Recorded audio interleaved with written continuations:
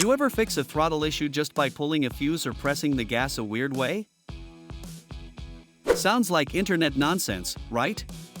But I've done it in real garages dozens of times. No scanner, no parts, just a reset. One guy nearly paid $600 for a new throttle body. Turned out, all it needed was a 5-minute fuse pull. Problem solved. See, most throttle issues aren't mechanical. They're memory problems. Your ECU stores junk data, and suddenly the gas pedal feels like it's underwater. No codes. No warning. Just a throttle that won't listen. So before you replace that sensor, I'll show you 5 reset methods that have brought dead pedals back to life. Some are dead simple. And 1. Even pro mechanics use it when nothing else works. Hit that subscribe button, and let's fix your throttle. No parts, no panic, just results. Before we jump into resets, here's the truth: not every throttle issue means your TPS just needs a reboot. Some symptoms scream reset me, while others mean your sensor's toast. So let's break it down, the key signs that a reset might work, and when you're just wasting your time. Throttle position sensor symptoms: reset it or replace it?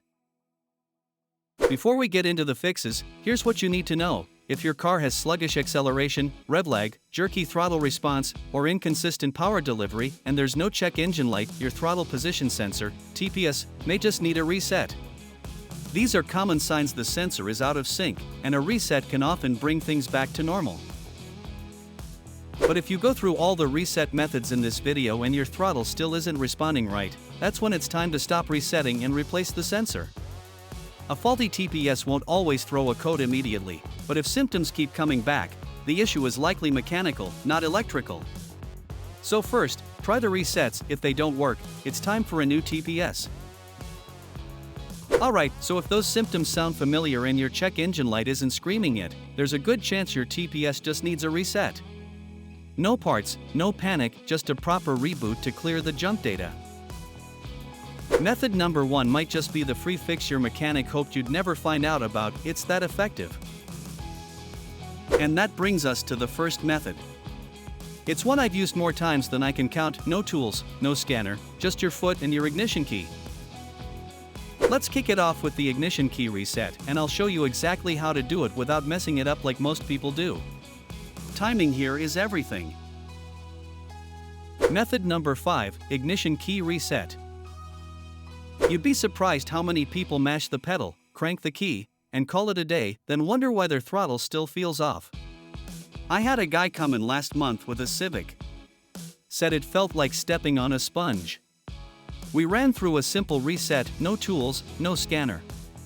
Just turned the ignition to on, not start, pressed the gas over 4 seconds, held it for 3, then released over 4 more. Sounds easy, right? Well, here's where folks mess up: they either rush the process or forget to repeat it exactly 3 times. Timing is everything. I always tell them, treat it like CPR for your throttle, you gotta hit those beats. After that, we turned it off, waited a good 10 seconds, and fired it up. Felt like a brand new throttle curve. Pro tip? Use an on-screen timer or stopwatch. Or heck, count out loud. I don't care if you sing the alphabet while doing it, just don't skip a step. And if you're ever in doubt, toss in a quick graphics overlay to show yourself the right timing. Ever tried this before and still had trouble? Let me know what happened. There's a good chance the issue wasn't the steps, it was the rhythm. Method number 4, battery disconnect reset. You wouldn't believe how many throttle issues I've fixed with just a battery disconnect. One time, a guy with a newer Dodge Charger came in thinking his throttle body was fried. Nope, all he needed was to remove the negative terminal, give it 10 solid minutes, and let the ECU forget its bad habits. I handed him a wrench, told him to pull the black cable, and whatever he did, don't touch metal with that terminal flopping around. I've seen more than one weekend warrior get a nasty arc doing that. Here's a pro tip: use a microfiber towel or even a plastic bag to wrap the terminal after removing it. Works every time. After the wait, we reconnect everything, fire it up, and just let the engine idle for about 10 to 15 minutes. No gas pedal, no revving. Why? Because the ECU's like a hungover roommate, it needs a calm environment to reboot.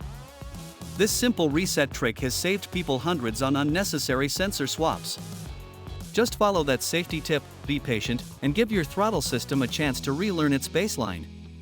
You ever try this before? What happened? Did your idle settle smoother afterward? Method number 3, TPS Reprogramming.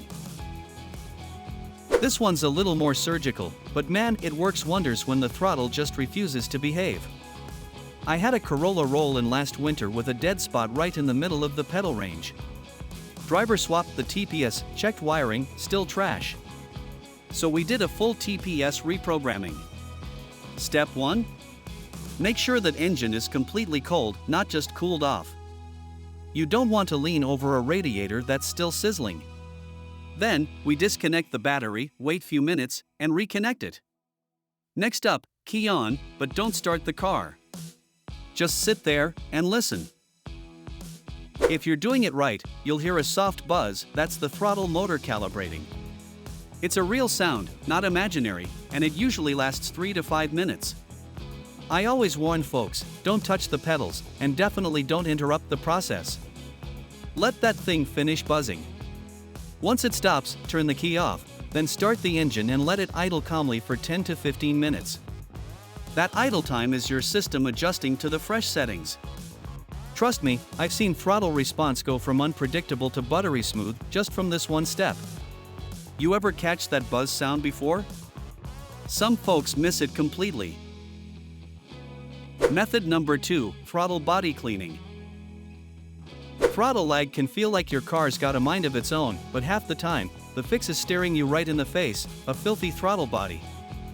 I had a customer roll in with a Jetta that stalled every time they came to a stop. Thought it was a sensor issue, but when I popped off the intake and shined a light in there, boom, thick black grime coated the plate like soot on a barbecue. Step 1. Remove that intake hose and grab a trusted product. I always recommend something like CRC Cleaner. It's a proper formula, safe on coatings, and way better than grabbing whatever's under your sink. Whatever you do, avoid using carb spray or, worse, gas. I've seen people wreck sensors that way. Give it a light spray, let it sit a few seconds, then wipe the edges and plate gently with a microfiber cloth. This ain't a power wash, be delicate. Want proof it works? Show your before and after, dirty versus clean. It's a massive difference in how the throttle responds. Smooth, consistent acceleration, no stalling, no hesitation. Ever tried this and saw carbon buildup you could scrape with your fingernail? Yeah, you waited too long. Method number 1, fuse pull reset. Alright, here's the secret weapon most drivers have never heard of, the fuse pull reset. I had a guy with a 2016 Camry come in swearing his throttle was possessed. Replaced the TPS, did the key trick, even cleaned the throttle body, nothing worked. So we pulled the ETCS/ECM fuse, waited 5 full minutes, then reinserted it. After that, just start the engine and let it idle for about 10 minutes, no touching the gas. That reset did what hours of work couldn't. Clean throttle response, no hesitation. That's a success story I still tell because it cost him $0 and fixed everything. Not sure where your throttle fuse is? Pop open your fuse box, usually under the dash or in the engine bay, and show the diagram. It's often labeled ETCS, ECM, or throttle control. If your owner's manual's missing, a quick search of your make and model plus fuse location usually helps. I love this method because it's like giving your car a digital detox. It clears throttle memory without touching a single bolt. Ever tried this trick before? Let me know how it worked for you. I'd bet your car thanked you for it. Conclusion. And there you have it, 5 real reset tricks that saved me and my customers from wasting money on parts they didn't need. I've used these on everything from lazy Civics to moody Camrys, and I'm telling you, if your throttle's acting weird but not throwing codes, it's probably not broken, it's just confused. Remember, your car's ECU is like a stubborn old computer. It hangs on to bad habits until you force it to relearn. But now, you've got the exact steps to do that the right way. So if one of these methods brought your throttle back to life, drop a comment and let me know what worked. And if it didn't? You might be looking at a sensor that's too far gone, but at least now you'll know you tried everything first. If you found this helpful, hit that subscribe button. I've got way more no BS car fixes coming that'll save you time, tools, and a whole lot of cash. Until next time, drive smart, wrench smarter.